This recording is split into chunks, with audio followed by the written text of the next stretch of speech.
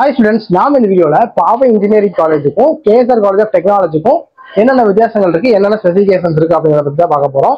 So நிறைய பேருக்கு doubt இருக்கும். ஸோ கேஎஸ்ஆர் காலேஜ் பெஸ்டா இல்ல பாவை காலேஜ் பெஸ்டா, இல்ல இந்த பாவை காலேஜ்ல என்ன வித்தியாசங்கள்லாம் இருக்கு, கேஎஸ்ஆர் காலேஜ்ல என்னென்ன விஷயங்கள்லாம் இருக்கு அப்படின்னு டவுட் கண்டிப்பா இருக்கும்.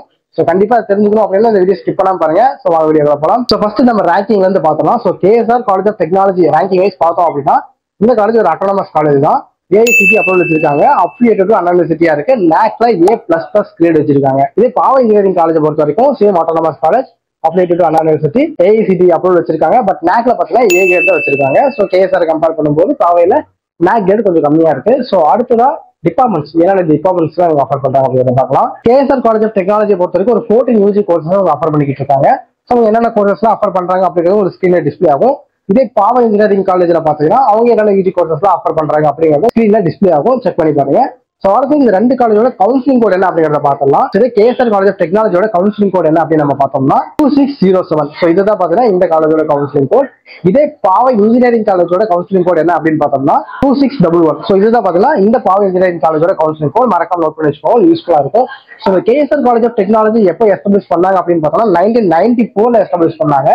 இதே பாவை இன்ஜினியரிங் காலேஜை பொறுத்த வரைக்கும் எஸ்டாப்ளிஷ் பண்ணி 25+ இயர்ஸ் ஆயிருச்சு. ஓகேங்களா, இந்த காலேஜ் ஆரம்பிச்சு 25+ இயர்ஸ் ஆயிடுச்சு. கேஎஸ்ஆர் பார்த்தீங்கன்னா ஒரு 2 to 3 இயர்ஸ் பார்த்தீங்கன்னா சீனியரா இருக்காங்க பாவை காலேஜை கம்பேர் பண்ணும்போது. ஸோ அடுத்த பிளேஸ்மெண்ட் ட்ரைனிங் அப்படின்னு பார்த்தோம்னா ரெண்டு காலேஜ்லயே ஃபர்ஸ்ட் இயர்ல இருந்து ஒரு பிளேஸ்மெண்ட் ட்ரைனிங் ஸ்டார்ட் ஆகுது. ஸோ அது மட்டும் இல்லாம என்னென்ன கம்பெனிஸ்ல பிளேஸ்மெண்ட்ஸ்க்கு வராங்க அப்படின்னு பார்த்தோம்னா, ஸோ பாவை காலேஜிலும் கேஎஸ்ஆர் காலேஜிலும் டாப் கம்பெனிஸ் எல்லாமே பிளேஸ்மெண்ட்ஸ்க்காக வராங்க. டிசிஎஸ், சோஹோ, விப்ரோ, காக்னிசன்ட் இந்த மாதிரியான கம்பெனிஸ் ரெண்டு காலேஜஸ்ல வந்துகிட்டு இருக்காங்க. பட் டோட்டல் நம்பர் ஆஃப் கம்பெனிஸ்லாம் பார்த்தோம் அப்படின்னா ஒரு 460+ கம்பெனிஸ் பார்த்தீங்கன்னா கேஎஸ்ஆர் காலேஜ் ஆஃப் டெக்னாலஜிக்கு வராங்க. இதே பாவை காலேஜ் அப்படின்னு பார்த்தோம்னா ஒரு 175+ கம்பெனிஸ் வந்துகிட்டு இருக்காங்க. ஸோ ஆவரேஜ் சேலரி பேக்கேஜ் என்ன அப்படின்னு பார்த்தோம்னா உங்களுக்கு கேஎஸ்ஆர் காலேஜ் ஆஃப் டெக்னாலஜில உங்களுக்கு 4 lakhs per annum வரைக்கும் ஆவரேஜ் சேலரி பேக்கேஜ் இருக்கும். இதே பாவை காலேஜை பொறுத்த வரைக்கும், பாவை இன்ஜினியரிங் காலேஜை பொறுத்த வரைக்கும் உங்களுக்கு 3.8 lakhs per annum வரைக்கும் உங்களுக்கு ஆவரேஜ் சேலரியா இருக்கும். இதே கேஎஸ்ஆர் காலேஜ் ஆஃப் டெக்னாலஜில ஹையஸ்ட் பேக்கேஜ் என்ன அப்படின்னு பார்த்தோம்னா 21 lakhs per annum. இதே பாவை காலேஜ்ல எடுத்துக்கிட்டோம் அப்படின்னு பார்த்தோம்னா உங்களுக்கு 12 lakhs per annum வரைக்கும் கொடுத்துருக்காங்க. ஸோ அடுத்தது இந்த ரெண்டு காலேஜோட லொகேஷன் நம்ம பார்த்தோம்னா எப்படி பஸ் ரூட்ல வருது அப்படின்றத பார்த்தோம்னா, இப்போ கேஎஸ்ஆர் காலேஜ் அப்படின்னு நம்ம எடுத்துக்கிட்டோம் அப்படின்னா கேஎஸ்ஆர் காலேஜ் ஆஃப் டெக்னாலஜி அப்படி எடுத்துட்டோம் அப்படின்னா நாமக்கல் டிஸ்ட்ரிக்ட் இருக்கிற திருச்செங்கோட்டுல கேஎஸ்ஆர் கல்வி நகர் அப்படின்ற இடத்துல இருக்கு. ஸோ திருச்செங்கோட்டுல நீங்க பஸ் ஏறீங்க அப்படின்னா, ஈரோடு பஸ் ஏறினீங்க அப்படின்னா உங்களால கேஎஸ்ஆர் காலேஜ்ல இறங்க முடியும். இதே ஈரோட்ல இருந்து வரீங்க அப்படின்னா திருச்செங்கோடு பஸ் ஏறீங்கன்னா உங்களால இறங்க முடியும். இதே நாமக்கல்ல இருந்து வரீங்க அப்படின்னா டேரக்ட் ஈரோடு பஸ் இருந்தாலும் நீங்க இறங்கலாம். இல்ல திருச்செங்கோடு வந்து ஈரோடு பஸ் பிடிச்சி நீங்க இறங்கிக்கலாம்.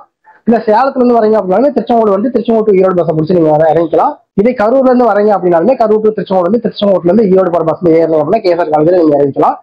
ஸோ இதே பாவை இன்ஜினியரிங் காலேஜை பொறுத்த வரைக்கும் பார்த்தீங்கன்னா நாமக்கல் டிஸ்ட்ரிக்ட் இருக்கிற பாச்சல் அப்படின்ற லொகேஷன்ல பில்ட் ஆயிருக்கு. ஸோ இந்த காலேஜுக்கு நீங்க வரணும் அப்படின்னு பார்த்தோம்னா ஈரோட்ல இருக்கீங்க அப்படின்னா ஈரோடு டு ராசிபுரம் வந்துட்டு ராசிபுரத்துல இருந்து நாமக்கல் பஸ் ஏறீங்க அப்படின்னா பாச்சல் ஸ்டாப்ல நீங்க இறங்கிக்க முடியும். இதே நீங்க சேலத்துல இருந்து வரீங்க அப்படின்னா சேலம் டு ராசிபுரம் வந்துட்டு ராசிபுரம் டு நாமக்கல் பஸ் ஏறீங்க அப்படின்னா பாச்சல் லொகேஷன்ல இறங்கிக்க முடியும்.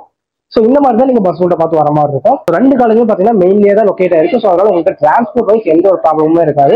ஸோ இந்த வீடியோ பார்க்கும்போது உங்களுக்கு கேஎஸ்ஆர் காலேஜ் ஆஃப் டெக்னாலஜி பற்றியும் பாவை இன்ஜினியரிங் காலேஜ் பற்றியும் ஒரு சில ஐடியாஸ் உங்களுக்கு கிடைச்சிருக்கும்.